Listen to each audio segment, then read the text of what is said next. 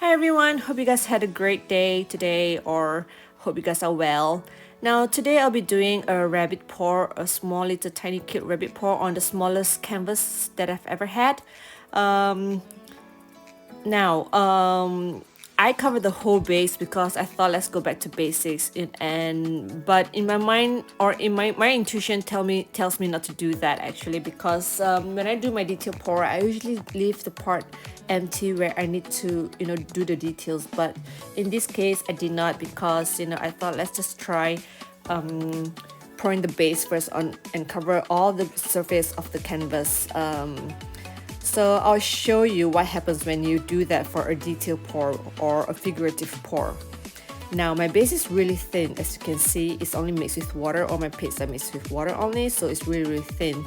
And I just got a bad feeling that it might not turn out well because there's just too much paint on it. And but we'll see. We'll see. So here I am adding all my colors. My colors are also ready because I try to keep my paints alive, sort of alive during the winter time when everything dries up. So yeah, I added a little bit too much water, but I thought I'd try it out anyway. So here I am blowing it out, and yeah, it's really gonna be difficult to form a shape from this because this is just too runny. But the colors are beautiful though, but too runny. So now I try to use the hairdryer to form the shape of the bunny, the ears, the body, the ears, and yeah, the paints are just too runny, so no, this is not good. This is really not good at all. But I'm showing you the process anyway because a lot of times when our paintings don't turn out well, we just thought that it's only us who have this problem, but every artist, even the professionals and non-professionals, all have the same problem with pouring paints. We have our good days and our bad days, but when we do have our bad days, we just need to suck it up and just enjoy the process, take it as a learning curve. And so I keep touching it up, adding more paints even though I know this is just too runny, and yeah, I just kept going. So here I am. I finally scraped everything off with a paper towel. I just don't like it, so I'll start another pour again. This is a second pour, and still same thing. The paints are just too runny, and yeah, forming shapes is pretty difficult when the paints are too runny. But I thought I'd try anyway, and I just didn't want to give up. But looks like I have to because this is just too horrible. So, blah blah. I scrape all the paints away, and now see, I leave the center space empty because that's where I want my bunny to be. And now I put a thicker color mixed with runnier colors. So yeah, can you see that my paints form the shapes better this way because there's no base coat in the center, and that's why the main colors can really flow well and form shapes of the bunny better. So yeah, planning is very crucial when you do figurative fluid art. So let me just touch up the ear part, and then I'm just going to use my palette knife and run through the center, and that's the 2 ears of the bunny. Here I am going to take care of the eye part and the chin part of the rabbit. So can you see an eye there already, and the chin part, or the cheeks basically. So I'm just going to put a lighter color so that people will know that that is the cheek area, and then blow it upwards. I hope you get to see the blue eye that's taking form already.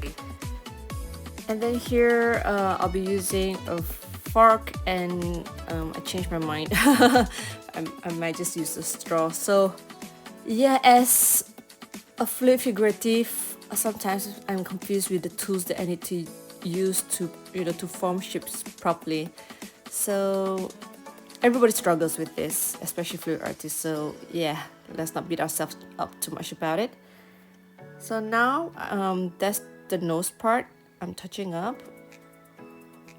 I tried this pump, but yeah, it does not work at all. I didn't like it. So I'm switching it back to the straw. I find that, with the straw you can control it better. And then I scrape some white off the table, and then I'm just gonna put it under the line. Oops, it's a bit too thick, but it's okay, we'll manage. I'll just need to form the shape of the eye properly and trim down the white because it's just too much. Right. So adding more blue because the blue is thick, so it will remain its shape. Can you see the eye? It's actually pretty cute already.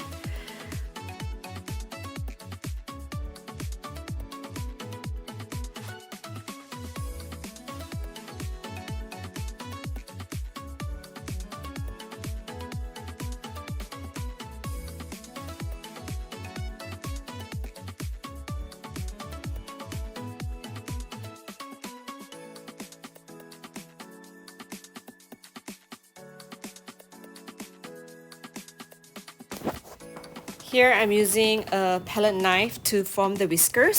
So I like the empty white area at the mouth and nose area. I think it's just so beautiful and abstract. At the same time, not so abstract as well.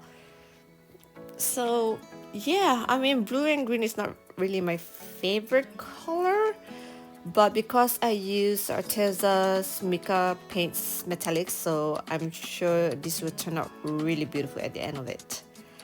So we'll see. That is just my hunch. So now I have to take care of the body and make sure that it's proportionate and that it matches the head, obviously. So here I am adjusting. And at the bottom, sorry, as I said, I video record this by myself, so I cannot see while I record. So I'm doing the tail and the leg, so I'm just forming the shapes of the leg and tail. So yeah, doing the additional detail work to the body of the rabbit, and then adding on some hairline as well. I love doing hairline on fur animals. Like, I really love fur animals, so this is fun.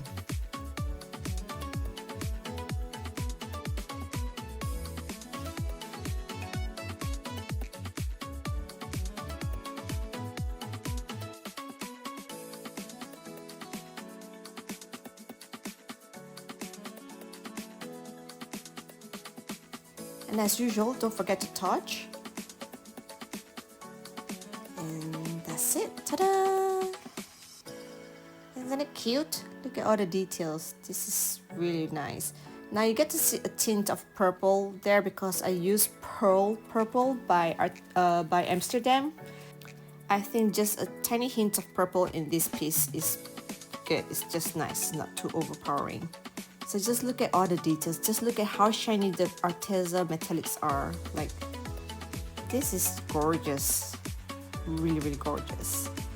Okay, that's about it. Thanks for watching, and I'll see you guys again next week. Take care all. Bye.